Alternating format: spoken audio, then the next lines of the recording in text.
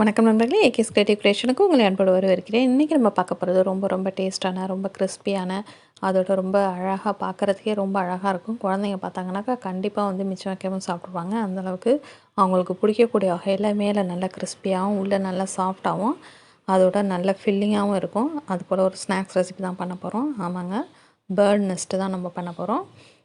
பார்க்குறதுக்கே ரொம்ப அழகாக இருக்கும். குழந்தைங்களுக்கு கண்டிப்பாக வந்து பிடிக்கும். வாங்க இப்போ இந்த ஸ்நாக்ஸ் வந்து எப்படி பண்ணுறது அப்படின்னு சொல்லி நம்ம பார்த்துடலாம்.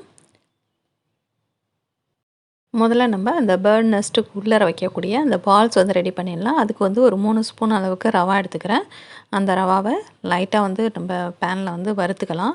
ஓரளவுக்கு லைட்டாக வந்து செவந்து வந்தாக்க போதும். அந்தளவுக்கு வறுபட்ட பிறகு அதோட கொஞ்சம் போல் தேங்காய் துருவல் வந்து சேர்த்துடலாம். சேர்த்துட்டு அதையும் வந்து இந்த ரவாவோட சேர்த்து ஓரளவுக்கு நல்லா வதக்கிடுங்க. இப்போ வந்து இதுக்கு தேவையான அளவுக்கு நீங்கள் சுகரோ இல்லை வந்து வெல்லமோ ஆனால் வெல்லம் சேர்த்தாக்கா நமக்கு அது ஒயிட் கலரில் கிடைக்காது பால்ஸு. அதனால் வந்து ஜீனி சேர்த்துங்க. உங்களுக்கு இனிப்பு எந்த அளவுக்கு தேவையோ அதுக்கேற்ற மாதிரி ஜீனி சேர்த்துட்டு இப்போ இது பார்த்திங்கன்னா இது உருட்டணும் இல்லையா நம்ம பால் ஷேப்பில், அதுக்காக இப்படியே இருந்ததுன்னா ட்ரையாக இருக்கும். அதனால் அந்த ஜீனியெல்லாம் நல்லா கொஞ்சம் பிசுபிசுப்பு தன்மை வர்றதுக்காக அதோட கொஞ்சமாக தண்ணி சேர்த்துட்டு லைட்டாக அப்படி கலந்து விட்டுட்டே வாங்க. இப்போ இது கொஞ்சம் டேஸ்ட்டு தரத்துக்காக கொஞ்சம் உப்பும் அதோட ஏலக்காய் வந்து பொடி பண்ணதே சேர்த்துட்டு இதையும் நல்லா கலந்து விட்டுடலாம். கலந்து விட்டு நல்லா ஆறின பிறகு இதை வந்து சின்ன சின்ன பால்ஸாக நமக்கு தேவைப்பட்ட, அதாவது அந்த நெஸ்ட்டில் வைக்கக்கூடிய சைஸுக்கு நம்ம உருட்டி ரெடி பண்ணிக்கலாம். அடுத்து நம்ம வந்து நெஸ்ட்டு வந்து ரெடி பண்ணிடலாம். அதுக்கு பார்த்திங்கன்னா உருளைக்கிழங்கு பார்த்திங்கன்னா ஒரு 4 உருளைக்கிழங்கு போல் எடுத்து குக்கரில் வேக வச்சு எடுத்து வச்சுருக்கேன். இப்போ வேக வச்சு வச்சுருந்த உருளைக்கிழங்கு எல்லாத்தையும் நம்ம அழகாக தோல் உரித்து எடுத்து வச்சிடலாம். இப்போ எல்லா உருளைக்கிழங்கையும் நம்ம வேறு ஒரு பவுலுக்கு வந்து ட்ரான்ஸ்ஃபர் பண்ணிடலாம். பண்ணிவிட்டு அதை வந்து நல்லா வந்து மசிச்சு விட்டுடுங்க. அதில் வந்து கட்டியே இல்லாத அளவுக்கு நல்லா மசிச்சு விட்டுடணும். இப்போ அந்த உருளைக்கிழங்கு தேவையான அளவுக்கு உப்பு சேர்த்துடலாம். உப்பு சேர்த்துட்டு காரத்துக்கு கொஞ்சம் போல் மிளகாத்தூளும் அதோட நல்ல ஃப்ரெஷ்ஷான மல்லி தழைகளையும் சேர்த்துட்டு இதை நல்லா வந்து கலந்துடலாம். அதுக்கு முன்னாடி ஒரு ஸ்பூன் அளவுக்கு அரிசி மாவு சேர்த்துங்க.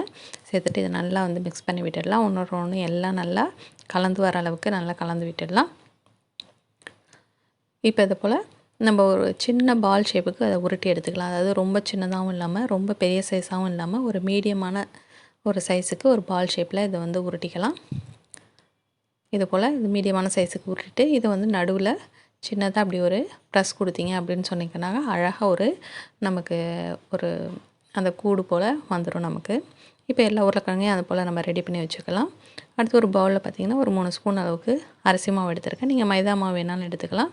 இப்போ அதை கொஞ்சமாக தண்ணி ஊற்றி நல்லா கலந்து ரெடி பண்ணி வச்சுக்கலாம். ஓரளவுக்கு ஒரு திக்கான பேஸ்ட்டாக இப்போ ரெடி பண்ணி வச்சுருக்கேன். அந்த உருளைக்கிழங்கு வந்து அந்த மாவில் வந்து டிப் பண்ணிவிடுங்க. டிப் பண்ணிவிட்டு சேமியா பார்த்திங்கன்னா நம்ம பாயசத்துக்கு பயன்படுத்தக்கூடிய சேமியாவை ஒரு சின்ன சின்ன பீசஸாக வந்து உடச்சி நம்ம பிளேட்டில் போட்டு வச்சுருக்கேன். அதை வந்து இது மேலே எல்லா இடங்கள்லையும் படுற அளவுக்கு நல்லா அழகாக கோட் பண்ணி இப்படி டிப் பண்ணாலே அது வந்து நல்லா வந்து ஒட்டிக்கும். நம்ம அழகாக நமக்கு இப்போ நெஸ்டாட்டம் நமக்கு அழகாக ரெடி ஆகிடுச்சு. இதை வந்து எண்ணெயில் போட்டு பொரிக்க வேண்டியது தான்.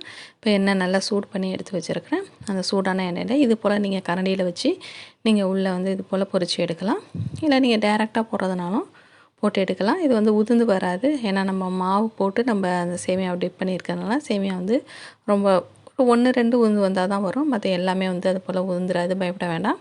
இப்போ ஒரு பக்கம் நல்லா வெந்த பிறகு அதை இன்னொரு பக்கமும் திருப்பி போட்டோம் அப்படின்னு சொன்னாக்கா அது நல்லா கிறிஸ்பியாக மேலே உள்ள சேமியாலாம் நல்லா கோல்டன் ப்ரௌனுக்கு நல்லா செவந்து கிறிஸ்பியாக வெந்து வரும். அதுக்கு முன்னாடி நம்ம சேனல் நீங்கள் இது வரைக்கும் சப்ஸ்கிரைப் பண்ணா கீழே இருக்கிற இடத்துல சப்ஸ்கிரைப் பட்டன் வாங்கி சப்ஸ்கிரைப் பண்ணுங்கள். கூடவே பக்கத்தில் ஒரு பெல் சிம்பிள் வரும், அதையும் ப்ரெஸ் பண்ணுங்கள். அதில் ஆளுங்கிற ஆப்ஷன் செலக்ட் பண்ணுங்கள். அப்போ தான் நம்ம சேனலில் எந்த வீடியோ போட்டாலும் உங்கள் மொபைலுக்கு நோட்டிஃபிகேஷன் உடனே வரும். இப்போ பார்த்திங்கன்னா நமக்கு நெக்ஸ்ட் வந்து ரெடி ஆகிடுச்சு. இப்போ எண்ணெயிலேருந்து நம்ம எடுத்துடலாம். அடுத்த ஷிஃப்ட் பார்த்திங்கனாக்கா நம்ம டேரெக்டாக வந்து எண்ணெயிலே வந்து நான் போட்டு காமிக்கிறேன். பாருங்கள் 1, 2 தான் அப்படி உதிர்ந்து வரும். எல்லாமே வந்து உதிர்ந்து வராது. ஒரு மீடியமான ஃப்ளேமில் எண்ணெய் சூடான பிறகு இது போல் போட்டுட்டு 2 பக்கமும் திருப்பி விட்டு நல்லா சிவந்து வந்த பிறகு நம்ம எடுத்துட வேண்டியது தான். அவ்வளோதான், நமக்கு அட்டகாசமான பார்க்கவே ரொம்ப அழகான ஸ்நாக்ஸ் வந்து நமக்கு ரெடி ஆகிடுச்சு. கண்டிப்பாக இந்த வீடியோ உங்களுக்கு பிடிச்சிருக்குன்னு நினைக்கிறேன். பிடிச்சிருந்தால் மறக்காமல் லைக் பண்ணுங்கள். உங்கள் ஃப்ரெண்ட்ஸ் அண்ட் ரிலேட்டிவ்க்கு ஷேர் பண்ணுங்கள். முக்கியமாக கமெண்ட் செக்ஷனில் கமெண்ட் பண்ண மறந்துடாதீங்க. வேறு ஒரு இன்ட்ரெஸ்டிங்கான வீடியோடு உங்களை மீண்டும் சந்திக்கிறேன். வணக்கம்.